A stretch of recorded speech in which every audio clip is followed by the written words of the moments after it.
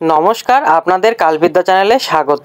আজকে ৩২ বছরের এক জাতিকার হস্তরেখা বিশ্লেষণ করব এবং দেখে নিব এই জাতিকা যদি নিজস্ব কোনো কর্ম অথবা জব যদি করে তবে এই জাতিকার কিন্তু অনেক উন্নতি হবে। অর্থাৎ এই জাতিকার হাতে কিন্তু রাজযোগ আছে এবং সেটার ফল স্বরূপ এই জাতিকা কিন্তু কর্মক্ষেত্রে উন্নতি এবং প্রচুর ধন সম্পত্তির মালিক হতে পারবে। এবার এই হাতে কোন রাজযোগটি আছে সেটা একবার দেখে নিই। কালো কালি দিয়ে আমি এখানে ভাগ্যরেখাটিকে মার্ক করে দেখাচ্ছি। ভাগ্যরেখাটি যেমন নিচের থেকে শুরু হয়ে শনি পর্বত অবধি যাচ্ছে, ঠিক ভাগ্যরেখাটি শার্প এবং একটি লাঠির মতন প্রায় সোজা। এই রকম ভাগ্যরেখা কিন্তু কর্মক্ষেত্র ফিনান্সিয়াল স্টেবিলিটির জন্য খুব ভালো হয়ে থাকে। লাল কালি দিয়ে মার্ক করে দেখাচ্ছি, এটা হলো সূর্যরেখা বা সানলাইন, যেটা সূর্য পর্বত অবধি গেছে এবং ভাগ্যরেখা থেকেই শুরু হচ্ছে, কিন্তু সূর্যরেখাটি মাঝখান থেকে একটু হালকা, অর্থাৎ আপনি এখানে ভাঙ্গাও বলতে পারেন।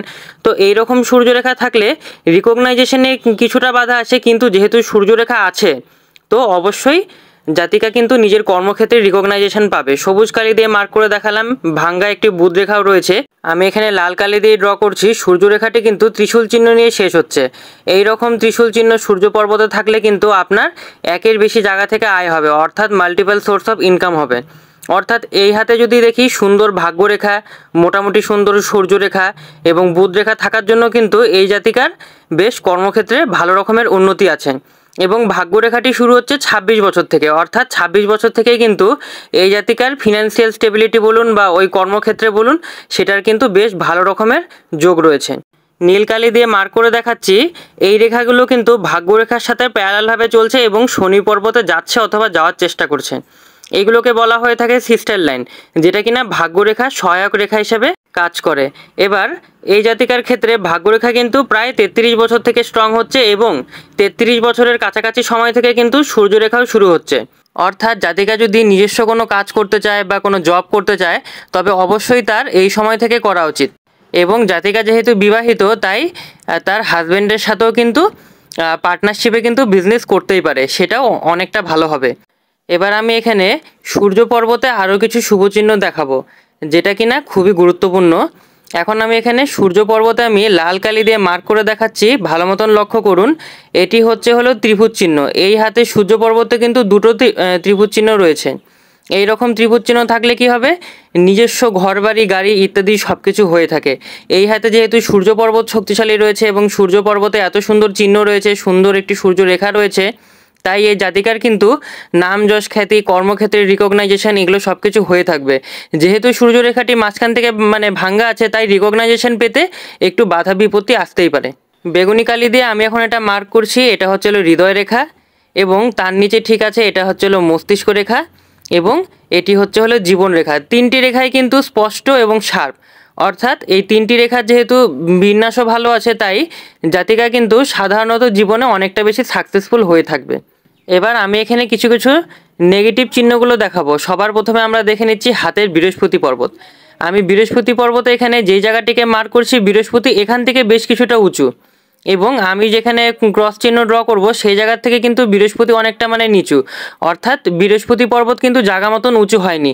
এটার জন্য কি হবে, এটার জন্য শারীরিক দুর্বলতা বলুন এবং তার সাথে পারিবারিক কিছু ঝামেলা, অর্থাৎ সেটা যে কোনো রিলেটিভ হতে পারে, সেটা নিজস্ব বা কাছের কেউ। এবার আমি এখানে বেগুনি কালি দিয়ে মার্ক করলাম, এটা হলো হৃদয় রেখা এবং হৃদয় রেখার একটি শাখা কিন্তু মঙ্গলের দিকে যাচ্ছে, যেটি কিনা আবার একটি ইন্ডিকেশন দিচ্ছে যে পারিবারিক সম্পর্ক বা যে কোনো রিলেটিভের সাথে কিন্তু কোনো না কোনোভাবে বাদ বিবাদ কিন্তু লেগে থাকবে। সেটাও হতে পারে যে বাড়ির কোনো প্রিয়জন অথবা হাজব্যান্ডের সাথে কোনো না কোনো রকমের মতপার্থক্য থাকতে পারে।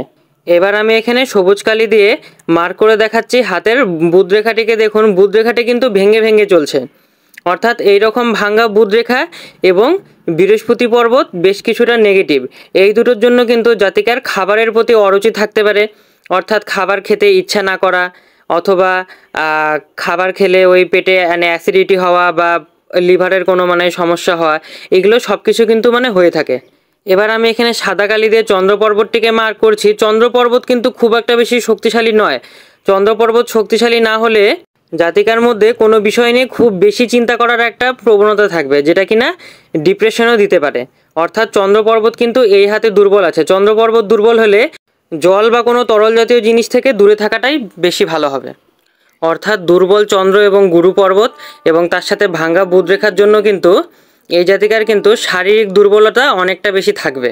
এবার এই হাতে আমি একটি গুরুত্বপূর্ণ চিহ্ন দেখাবো, যেটা কিনা খুবই কম হাতে লক্ষ্য করা যায়। আমি এখানে কালো কালি দিয়ে মার্ক করছি, এটা হচ্ছে হলো মস্তিষ্ক রেখা, এবং মস্তিষ্ক রেখা কিন্তু এই পার্টিকুলার জায়গা থেকে কিন্তু উঁচু। আমি এখানে বেগুনি কালি দিয়েও মার্ক করে দেখাচ্ছি এবং সাদা কালি দিয়ে আমি এখানে তীর চিহ্ন দিয়ে দেখালাম। এই জায়গাটায় কিন্তু উঁচু হয়ে আছে এবং এটি মুখ করছে হলো শনি পর্বতের দিকে। এই রকম চিহ্ন কিন্তু জাতিকাকে হয় খুব বেশি আধ্যাত্মিক বানাবে, অথবা জাতিকার পয়সা কামানোর প্রতি একটা ঝোঁক বেড়ে যাবে, সেটা আগামীতে হবে।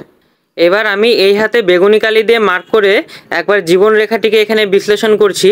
জীবন রেখাটি কিন্তু বেশ সুন্দর এবং শার্প, কিন্তু জীবন রেখাটি কিন্তু শুরু হচ্ছে এবং শেষ অবধি কিন্তু যাচ্ছে না, অর্থাৎ জীবনরেখা এতটুকু জায়গাতেই শেষ।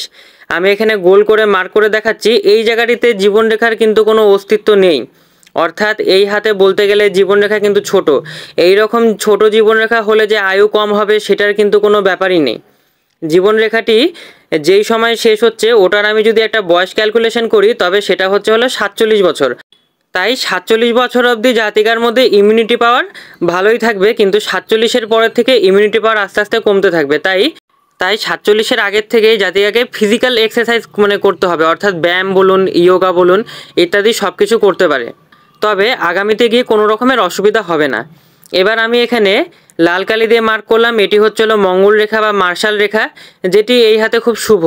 অর্থাৎ জাতিকার যদি কোনো রকমের ছোটো মোটো হেলথ ইস্যু যদি হয়ে থাকে তবে কিন্তু সেটা রিকভার করে যাবে, এবং সেটা শেষ হচ্ছে কবে, সেটা শেষ হচ্ছে হলো 45-এর আগে। এবার হাতের উপরের পর্বতগুলিকে একবার বিশ্লেষণ করা যাক। আমি এখন এখানে সবুজ কালি দিয়ে মার্ক করে দেখাচ্ছি, এটি হচ্ছে হলো বুধের আঙ্গুল। বুধের আঙ্গুলটি কিন্তু সূর্যের আঙ্গুলের তৃতীয় কর অবধি যেতে পারেনি, অর্থাৎ এখানে বুধ অল্প হলেও কিছুটা দুর্বল আছে, অর্থাৎ এখানে বুধের আঙ্গুল দুর্বল আছে। কিন্তু এই হাতে যদি বুধ পর্বত দেখা যায়, বুধ পর্বত কিন্তু শক্তিশালী, অর্থাৎ এই জাতিকা কিন্তু সহজে কিন্তু নিজের মনের ভাব প্রকাশ করতে পারবে না। তো সেই ক্ষেত্রে বেশ কিছুটা একটু অসুবিধা আছে, কিন্তু হিসেব নিকেশ, ক্যালকুলেশন, বাকশক্তি এগুলো সব কিছু ঠিকঠাকই আছে, যেহেতু বুধ পর্বত শক্তিশালী। কালো কালি দিয়ে দেখালাম, এটা হচ্ছে হলো শনি পর্বত, যেটা কিনা ঠিকঠাকই আছে। শনি পর্বতে ধনরেখাও আছে, যেটা কিনা খুব শুভ। সবুজ কালি দিয়ে মার্ক করছি, এটা হচ্ছে হলো বুধ পর্বত। বুধ পর্বত এখানে বেশ শক্তিশালী রয়েছে। এবার এখানে আমি লাল কালি দিয়ে মার্ক করছি, সেটা হচ্ছে হলো সূর্য পর্বত। সূর্য পর্বতে কিন্তু এই হাতে বেশ শক্তিশালী রয়েছে। তবে উপরের পর্বতগুলির মধ্যে শুধুমাত্র বৃহস্পতি পর্বত একটু কমজোর, কারণ সঠিক জায়গা থেকে উঁচু হয়নি।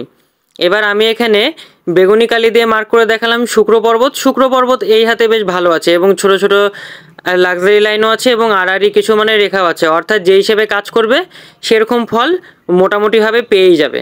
সাদা কালি দিয়ে মার্ক করে দেখাচ্ছি, এটি হচ্ছে হলো নিম্নমঙ্গল পর্বত এবং এটি হচ্ছে হলো উচ্চমঙ্গল পর্বত। উচ্চমঙ্গল পর্বত এখানে মোটামুটি থাকলেও নিম্নমঙ্গল পর্বত কিন্তু কিছুটা হলেও কমজোর আছে।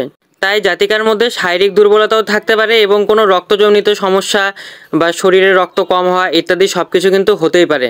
সব মিলিয়ে দেখতে গেলে জাতিকার হাতে যেহেতু রাজযোগ আছে, তাই রাজযোগের জন্য কিন্তু ফিনান্সিয়ালি উন্নতি করতে পারবে। এই হাতে কিন্তু আংশিক রাজযোগ আছে, তো ফিনান্সিয়ালি উন্নতি হবে, কর্মক্ষেত্রে উন্নতি হবে। কিন্তু হাতের যেহেতু সবগুলো পর্বত যেহেতু ব্যালেন্স নাই, অর্থাৎ কিছু পর্বত শক্তিশালী আছে এবং কিছু পর্বত দুর্বল আছে, তাই জাতিকার মধ্যে কিন্তু শারীরিক দুর্বলতা বা হেলথ ইস্যু ইত্যাদি সব কিছু কিন্তু লেগে থাকবে।